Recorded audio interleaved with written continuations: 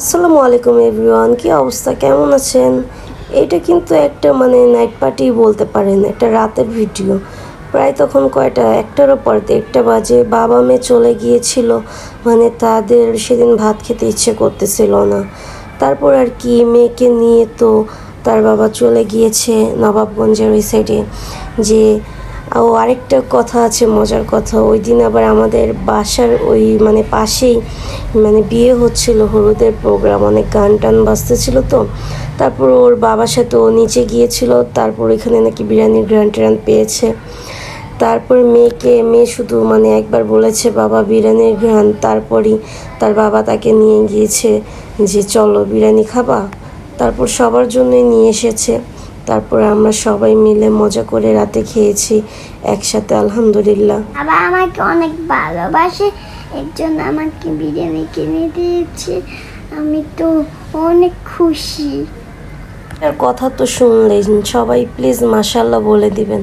তারপর বলতেছিলাম যে তুমি খুশিতে সে ডান হাত রেখে বা হাত দিয়ে খাওয়া শুরু করে দিয়েছে, কি যে করে, অনেক দুষ্টুমি করে। তারপর তাকে বললাম যে তুমি ডান হাত দিয়ে খাও। তারপর ওকে ওর হাত দিয়ে খেতে দিলাম। আমি সুরার বাবাকে খাবার বেড়ে দিচ্ছি যে বসে পড়ো, সবাই একসাথে খেয়ে নিই। এরকম কিন্তু প্রায়ই হয়, আপনাদের সাথে কিন্তু শেয়ার করি। রান্না টান্না হয়ে যায়, বাট তার আর খেতে ইচ্ছা করে না, সে বিরিয়ানি খাবে বা এমন কিছু। এটা একদম বিয়ের পর থেকেই, সে রাতে চলে যাবে, নিয়ে আসবে সবার জন্য, সবাই একসাথে খাই, খুব মজা লাগে এবং খুব আনন্দ লাগে।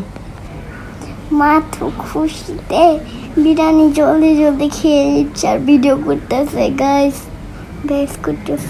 তারপর ওই দিন আমি পুডিংও বানিয়েছিলাম, খুব বেশি মজা হয়েছে। রেসিপিটা আপনাদের সাথে শেয়ার করতে পারিনি, কারণ একটু জলদিতেই বানিয়েছি। এই যে মজাদার পুডিংটা বানিয়েছি আমার ভাইয়ের জন্য, ও খুব বেশি পছন্দ করে।